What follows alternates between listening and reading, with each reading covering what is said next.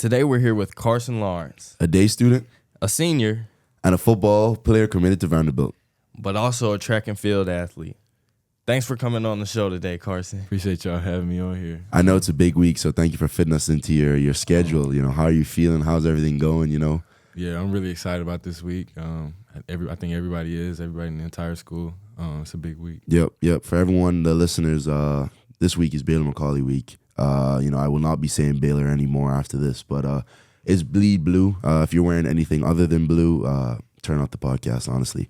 But no, I'm joking. Thanks for all our listeners on here. But we got Carson, a really great guy, really big part of our football team. So, getting him on to hear about how he's preparing and getting ready for this week is huge. So Yeah, and aren't you committed to Vanderbilt? Yeah. Wow, that's huge, man. Congratulations on that. yeah. Seriously. Yep.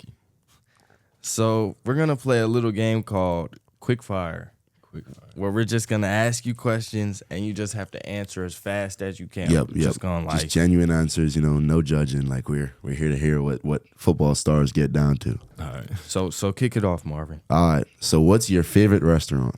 Pier 88. All right. Cats or dogs? Definitely dogs. Favorite pregame song? NBA YoungBoy songs. What do you usually get in the bookstore? Usually like an ice cream sandwich. Okay. Type. Do you have a dog? Yeah, I do. What kind of dog is it? I forgot the breed, but it's like a small black dog. His name's Zay. Okay. Is he like a Cocker Spaniel?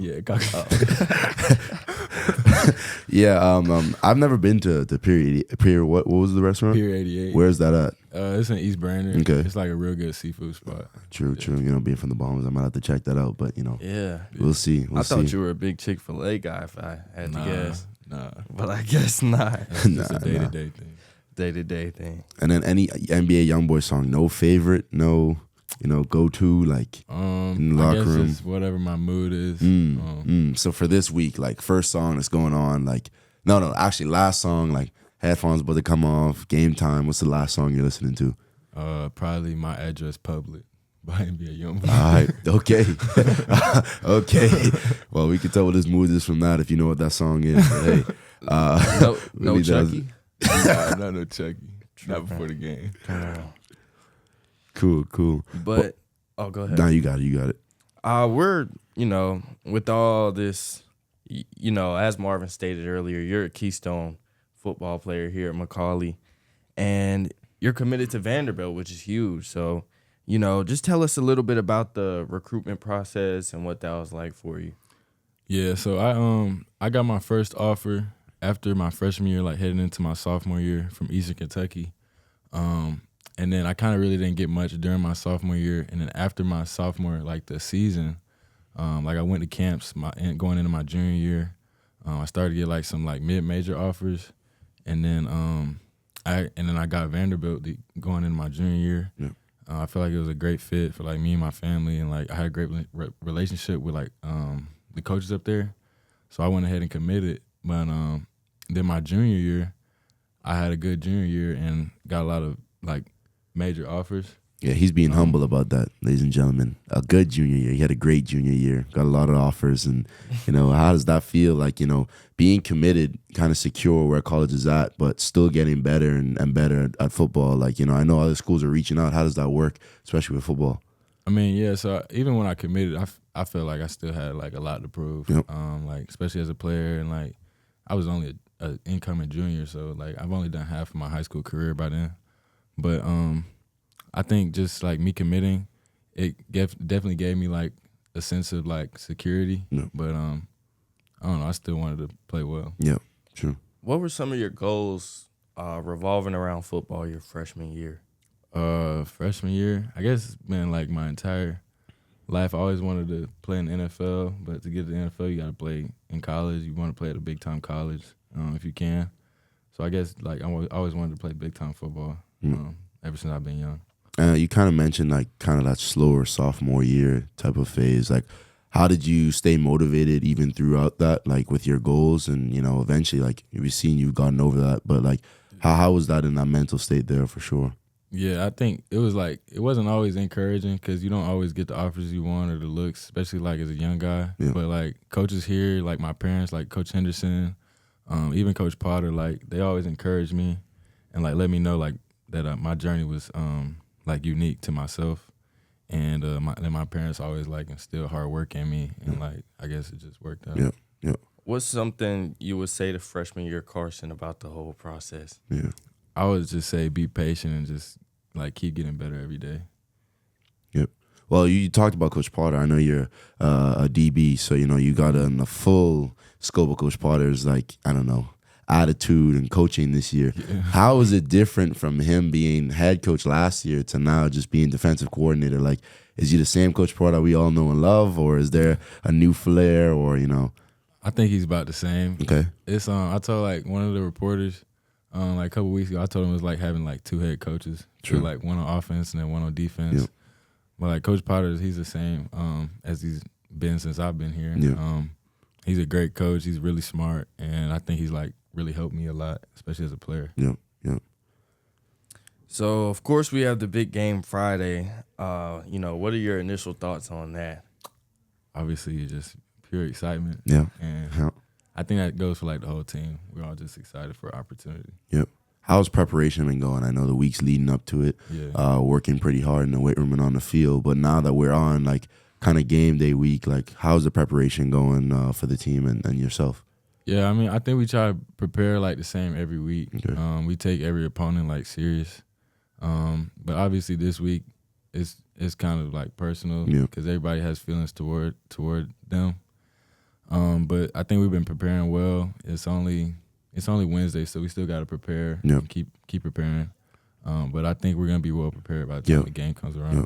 Well, you play both sides of the ball, offense and defense being what you're going to college for. Do you think being a DB helps you when you get the call to go and run some offensive plays in games? Does being a DB help with kind of getting past the opponent? Yeah, it does. Like you can understand like kind of where the DB that you're facing against is coming from, and then especially when you're on defense, you understand what the receiver is trying to do a little bit better because you've played both sides. Yeah. But it definitely gives you an advantage. Okay, cool. How does it feel, being a leader on the team, like knowing a lot of other younger guys look up to you, just reminiscing on your freshman year here and who you looked up to?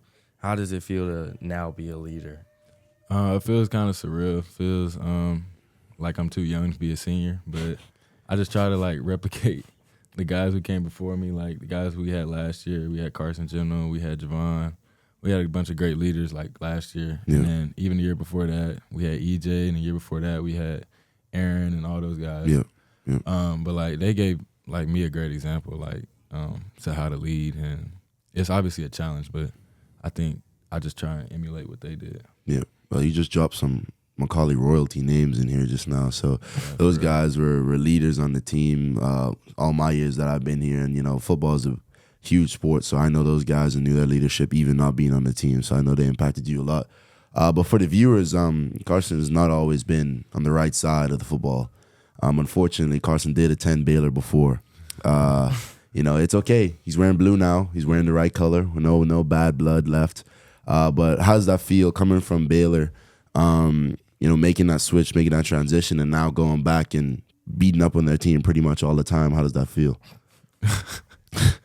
I mean, playing I'm biased. Baylor, Come on. Yeah, playing Baylor is obviously always exciting for me. It always means a lot to me. But I think us winning is great. Yeah. But I mean, it doesn't count unless we do it again. True. So, True. In what ways, would you say is McCallie different from Baylor?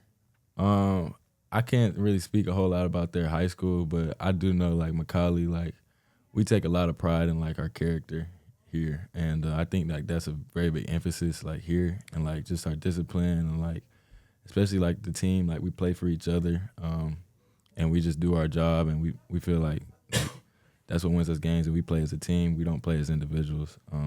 So yeah. Well, I know as a McCallie football player, they make pretty strict rules that you guys can't participate in all the Spirit Week activities and stuff like that. So being at home and kind of hearing everything going on, how's that? What's the chatter? What's the comms going on to football players while you guys are resting up for the game? Honestly, I don't even know what people are doing. Okay. I just treat it every week. I go home, do my homework, watch my practice film, and then watch a game from the other team. like every night, and then I just go to bed. True. All right. So yeah. True. That's preparation. Yeah. Man. Some Baylor players need to take So- advice from that. You know, I see a lot of stuff on social media and people talking. How do you block out the noise? Sometimes I'll just delete Instagram. I think that's a good tip for a lot of people. Little social media cleanse. Yeah, just delete social media. Like, it's good to just cleanse your mind. But like, you have to just understand like what's important, and game's not gonna be played like on Instagram or on Twitter. You just gotta focus on what you can control. Meeting So, them between them lines. Meeting between those lines. Yeah. So, you know, going back to you being a leader on the team, what's the hardest part about that for you? I think the hardest part is like doing it every day. Obviously, you have your down days, you have your good days. Sometimes you're sick. Sometimes your voice just isn't there. Sometimes you might feel tired, but you just got to be the same guy every day. Cause like that's that's the goal. Yeah. To be great every day. Yeah. Well, we do want for all the viewers and listeners, in-depth football game prediction score. I feel like you would give us the best. You know, watching the film, watching the team. What is the score that we should expect? I said 50-0, but you know, 50-0. I'm just a biased guy, but You know, let's just go 50-0. I like that. See, 50-0 shutout game. I like that. Let's go. Take it back, but no, that's really good. But Carson, one more question, final question for us. Sure. At McCallie right now, being a senior, top of your game, head of the class, like, what would you give advice to a freshman just coming in, trying to find his footing, like find his step? Like, what would you say to him to kind of push him throughout these 4 years? Like I said earlier when y'all asked about me, I would say keep working, stay encouraged, and just be patient and understand that it's a process. It's a marathon. It's not a race. It's not a sprint. So just understand, like, time is on your side. Just work. Carson, thank you so much for coming on the show. You know, we know this is a super busy week for you. Yeah. You know, probably one of the biggest weeks of your season, you know, not including state. But we just appreciate you, you know, taking the time out, and congratulations on everything that you're doing. I'm confident that, you know, you'll continue to achieve things on new feats and everything in all aspects of your life. And, you know, just thanks for coming on the show. Yep. Yeah. Thank you for taking the time out for us. Yeah. You know, best of luck on the field on Friday, and everyone look out for number 3. Big Blue, we're coming. Yes, sir. Appreciate y'all having me.